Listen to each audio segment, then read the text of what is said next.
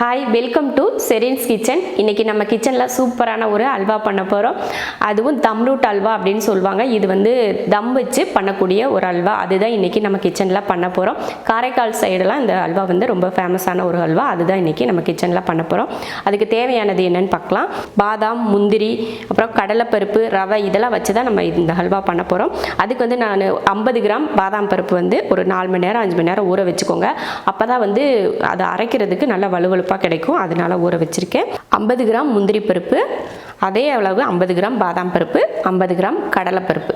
கடலைப்பருப்பு தான் போடணும். வேறு பருப்பு, துவரம் பருப்போ பாசி பருப்போலாம் சேர்க்கக்கூடாது. கடலைப்பருப்பை மட்டும் நான் வேக வச்சு எடுத்திருக்கேன். முந்திரி பருப்பும் பாதாம் பருப்பும் வந்து வேக வைக்க தேவையில்லை. ஆனால் கடலைப்பருப்பை ஊற வச்சு லைட்டாக வேக வச்சு எடுத்துக்கோங்க. அப்போ தான் நமக்கு அல்வாவுக்கு நல்லாயிருக்கும். அதுக்கெல்லாம் சேர்த்து 100 கிராம் ரவை எடுத்திருக்கேன். வெள்ளை ரவை எடுத்திருக்கேன். இப்போ இது மூணையுமே நம்ம அரைச்சிடணும். இந்த 50 கிராமுக்கு இது பார்த்திங்கன்னா ரவையும் 100 கிராம் ரவைக்கு எல்லாமே 50 கிராம் எடுத்திருக்கேன். மொத்தத்தில் இது 1/4 கிலோ. அப்புறம் அதுக்கு தேவையானது பால் 1/2 லிட்டர். பார்த்திங்கன்னா பால் காய வச்சிடலாம். இப்போ ஸ்டவ் ஆன் பண்ணிடலாம். ஸ்டவ் ஆன் பண்ணி வச்சாச்சு. இப்போ பால் வந்து காஞ்சிட்டு இருக்கட்டும். அதுக்குள்ளேயே நம்ம பாதாமில் தோலை உரிச்சிட்டு இதெல்லாம் அரைச்சி எடுத்துருவோம். ஊற வச்சாலே பாதாமில் இருக்க தோல் வந்து நல்லா ஈஸியாக வந்துடும். அதனால் உரித்து எடுத்துடலாம். பாதாம் வந்து உரித்து எடுத்தாச்சு. இப்போ அரைக்கிறதுக்கு எடுத்துக்கலாம். அது கூடயே முந்திரி பருப்பு, அடுத்து வேக வச்ச கடலைப்பருப்பு. கடலைப்பருப்பு வந்து உப்பெல்லாம் போடக்கூடாது. உப்பு போடாமல் தான் வேக வச்சு எடுக்கணும். இதில் கொஞ்சம் தண்ணி ஊற்றிக்கலாம். சும்மா கொஞ்சம் அரைக்கிறதுக்காக லைட்டாக தண்ணி ஊற்றிக்கணும். இப்போ நல்லா வலுவலுப்பாக அரைச்சி எடுத்துடலாம். முந்திரி பருப்பு, பாதாம் பருப்பு, கடலைப்பருப்பு மூணையும் நல்லா இது போல் வலுவலுப்பாக அரைச்சி எடுத்துக்கோங்க. இப்போ அரைச்சாச்சு. அடுத்து நம்ம ரவை வறுத்துக்கலாம். ஒரு கடாய் வச்சு 1 ஸ்பூன் அளவுக்கு நெய் சேர்த்துக்கலாம். இப்போ ரவையை போட்டு வறுத்துக்கலாம்.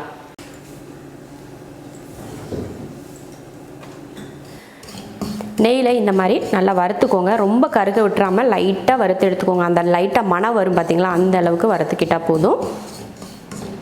ரவையில் நல்லா மணம் வர ஆரம்பிச்சிருச்சு. இப்போ இதை ஒரு பாத்திரத்துக்கு மாற்றி வச்சிடலாம். பாலையும் காய்ச்சி எடுத்தாச்சு, ரவையும் வறுத்தாச்சு, பாதாம், முந்திரி, கடலைப்பருப்பையும் அரைச்சி எடுத்து வச்சுருக்கோம். இப்போ நெய் எடுத்து வச்சுருக்கேன், சர்க்கரை எல்லாமே ரெடி பண்ணி வச்சுட்டு தான் நான் இப்போ வந்து அல்வா பண்ண போகிறேன். இந்த பாலில் கொஞ்சமாக பால் ஒரு கரண்டி அளவுக்கு பால் தனியாக எடுத்து வச்சுக்கலாம். எடுத்து வச்சுட்டேன். அது வந்து லாஸ்ட்டில் நம்ம கலருக்காக கொஞ்சம் பூஸ்ட் கலந்து அதில் ஊற்றுவோம். அதுக்காக அந்த பால். ரவை வறுத்தோம் பார்த்திங்களா, அதே கடாயில் இப்போ இந்த பாலை நம்ம அதில் ஊற்றிடலாம்.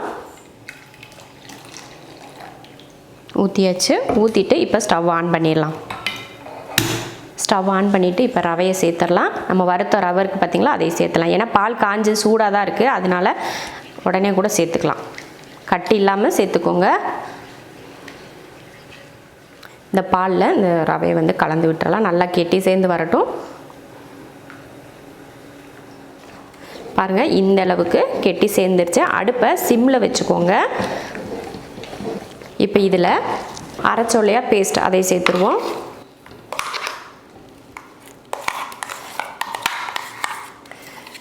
அரைச்ச பேஸ்ட்டை சேர்த்ததுக்கப்புறம் இப்போ இதில் சர்க்கரை சேர்த்துக்கலாம். இது வந்து 1/2 கிலோ சர்க்கரை. அதை இதில் சேர்த்துக்கிறேன். சேர்த்துட்டு இதை நல்லா கலந்து விட்டுருவோம்.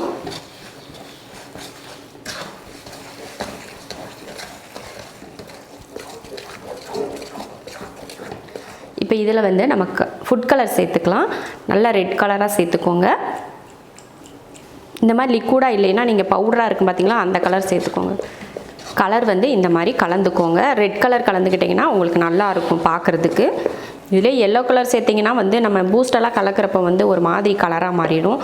ரெட் கலர் சேர்த்துட்டிங்கன்னா ரொம்ப நல்லாயிருக்கும் பார்க்குறதுக்கு. இந்த மாதிரி நல்லா கலர் போட்டு கலந்ததுக்கப்புறம் அப்பப்போ நெய் விட்டு கலந்துக்கோங்க.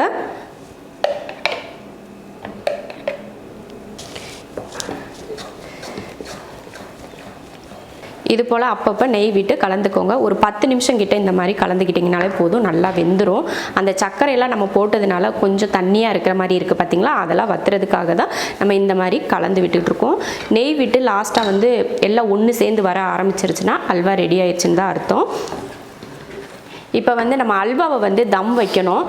தம் வைக்கிறதுனா எப்படின்னு தெரியுங்களா? நம்ம பிரியாணிக்கெலாம் அடுப்பு கறி போட்டு தீ வச்சு வந்து தம் வைப்போம்ல, அதே போல் தான் இதுலேயும் அந்த கறி இருந்துச்சு, அடுப்பு கறி வச்சுருந்தீங்கன்னா கொஞ்சம் அதில் தீ மாதிரி போட்டு கங்கு மாதிரி ரெடி பண்ணிக்கோங்க.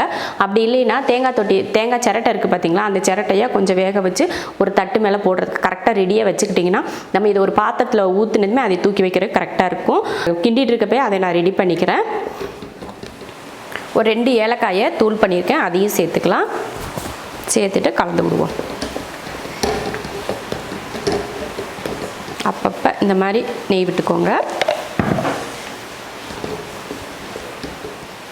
நம்ம முன்னாடியே கொஞ்சம் பால் எடுத்து வச்சோம் பார்த்தீங்களா, அந்த பாலில் கொஞ்சம் பூஸ்ட்டு சேர்த்துக்கோங்க. 1லேருந்து ஒரு 2 ஸ்பூன் அளவுக்கு பூஸ்ட்டு சேர்த்துக்கோங்க. பூஸ்ட்டு சேர்ந்து கலந்துக்கோங்க. இப்போ இதில் வந்து ஊற்றிடலாம். ஊற்றிட்டு இதை கலந்துருவோம். பூஸ்ட்டு சேர்க்குறது வந்து உங்கள் விருப்பத்தை பொறுத்து, உங்களுக்கு வேணும்னா சேர்த்துக்கலாம், இல்லைன்னா தேவையில்லை, அதை வந்து நீங்கள் ஸ்கிப் பண்ணிக்கலாம்.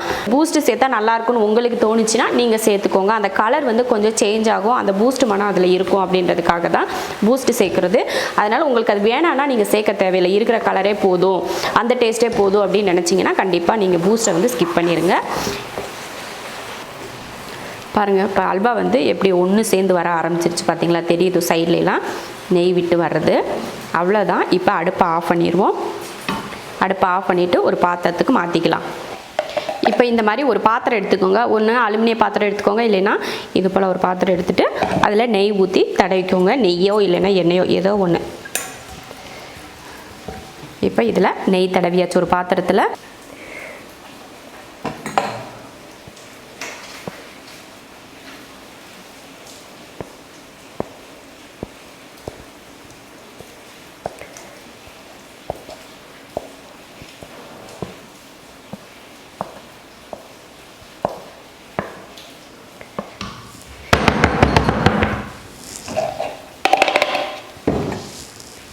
இந்த மாதிரி பண்ணிடுங்க. நல்லா சமமாக இருக்கிற அளவுக்கு இப்படி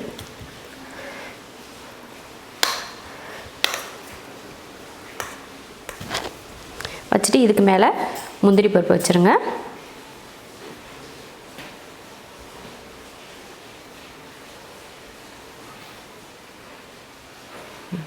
வச்சாச்சு.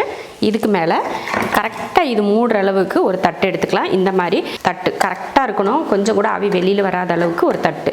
அதுக்கு மேலே நம்ம இதில் தம் போட போகிறோம். கறி நல்லா நல்லா தீ இருக்கும் பார்த்திங்களா, தீயோடு சேர்த்து இதில் போட போகிறோம். இந்த மாதிரி தீ எடுத்து இதுக்கு மேலே வச்சுக்கோங்க.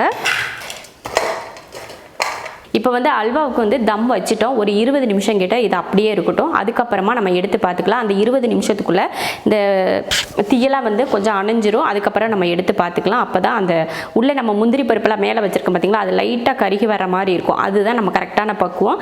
அந்தளவுக்கு இருக்கட்டும். அதுக்கப்புறமா எடுத்துக்கலாம். இப்போ அல்வாவுக்கு தம் போட்டு 20 நிமிஷத்துக்கு மேலேயே ஆயிடுச்சு.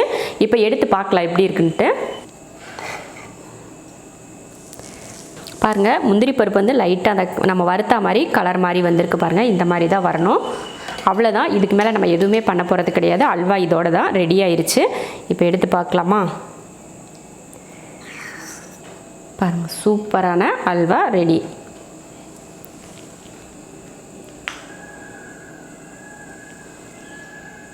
சூப்பராக அல்வா ரெடி ஆயிடுச்சு. எனக்கே சாப்பிடணுன்னு ரொம்ப ஆர்வமாக இருக்குது, டேஸ்ட் எப்படி இருக்குன்னு தெரிஞ்சுக்கிறதுக்கு. சுட்டுவது சூப்பராக இருக்குது அல்வா. நானே சாப்பிட மாட்டேன் பாருங்கள், நெய் சாப்பிட மாட்டேன், ஆனால் நானே சாப்பிட்டுட்டேன். அவ்வளோ ருசியாக இருக்குது டேஸ்ட்டு. நீங்களும் இது போல் அல்வா செஞ்சு பாருங்கள். நீங்கள் தம் வைக்கிறதுக்கு பதில் அவன் இருந்துச்சுன்னா நீங்கள் அவனில் ஒரு 10 நிமிஷம் 20 நிமிஷம் வச்சு எடுத்திங்கன்னா அந்த மேலே வந்து தம் வச்ச மாதிரி ஆயிரும். இது போல் அல்வா நீங்களும் செஞ்சு பார்த்துட்டு எப்படி இருக்குன்னு சொல்லிட்டு கமெண்ட்டில் சொல்லுங்கள். பிடிச்சிருந்தா லைக் பண்ணிவிட்டு ஷேர் பண்ணிவிட்டு நம்ம ஷெரின்ஸ் கிச்சன் சேனலை சப்ஸ்கிரைப் பண்ணி பக்கத்தில் இருக்க பெல் ஐக்கானை கிளிக் பண்ணி வச்சுக்கோங்க.